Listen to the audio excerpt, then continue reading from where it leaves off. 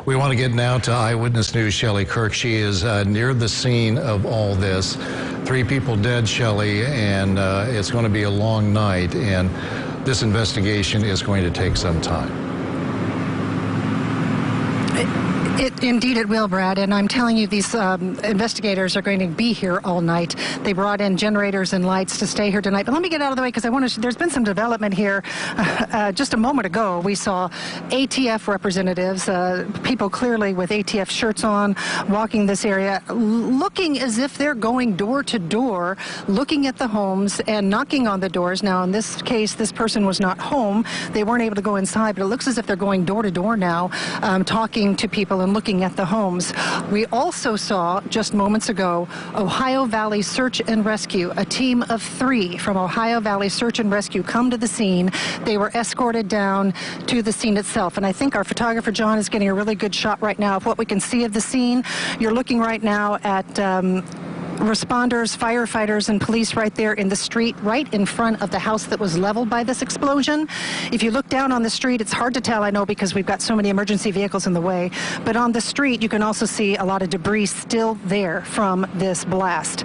Now, across from the fire truck and above the ambulance that's parked in front of us, you can see a little bit the house with debris on its roof. That sat right next to the house that blew up. The house that was just standing there today, no longer there. A lot of debris on that house. The back of it is blown away, the front of it heavily damaged. That is the scene as we stand right now. And Brad, as you said, 3 people died in this explosion, 1 home completely destroyed, 39 others badly damaged. The blast was a 100-foot radius, we are told. It was felt, and debris was seen falling more than 2 miles away. It was a huge blast that rocked this area. I want to bring in Sherian McBroom. He was here on the scene literally within minutes of this happening. Yeah, that's right, Shelley. We were here about a half hour after the explosion call actually came in, arrived on the scene, and when we arrived on the scene, everything was already blocked off by all local authorities. Vandenberg sheriffs were also here as well with the Evansville Police Department and Evansville Fire as well. And like Shelley said, the blast radius was 100 feet, as you actually seen in that video. And when speaking with Evansville Fire Chief Mike Conley, he says looking at the house when he first arrived, it was indescribable. Everyone was surprised and taken back by the explosion that rocked the 1000 block of Weinbach Avenue. And for many people who work and live in the area, many say it was one of the loudest sounds they'd ever heard.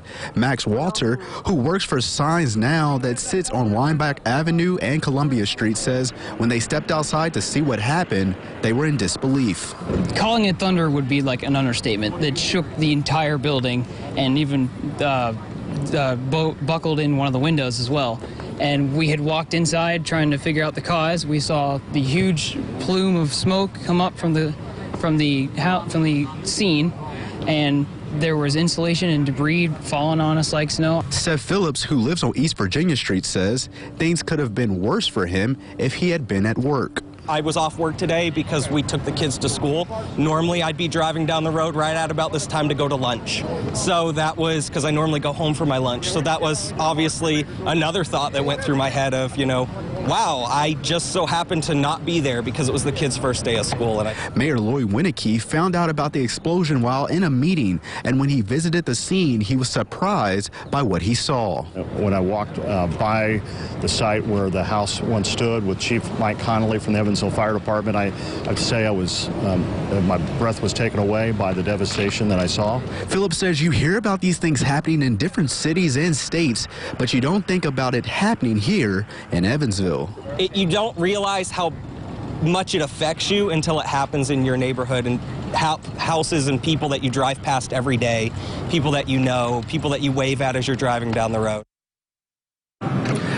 Evansville police definitely say that they're going to remain on scene pretty much throughout the night. And Evansville Fire Chief Mike Conley says this is definitely going to be a lengthy investigation, Shelley. Yes, it definitely will, and you can tell that just by what we have seen here today. Heavy police presence will remain here throughout the night, and many folks may be displaced. And if you are, Vogel Elementary is where you should go at this time, because authorities are telling us that it will be some time before many of these homeowners will be able to get back into their homes.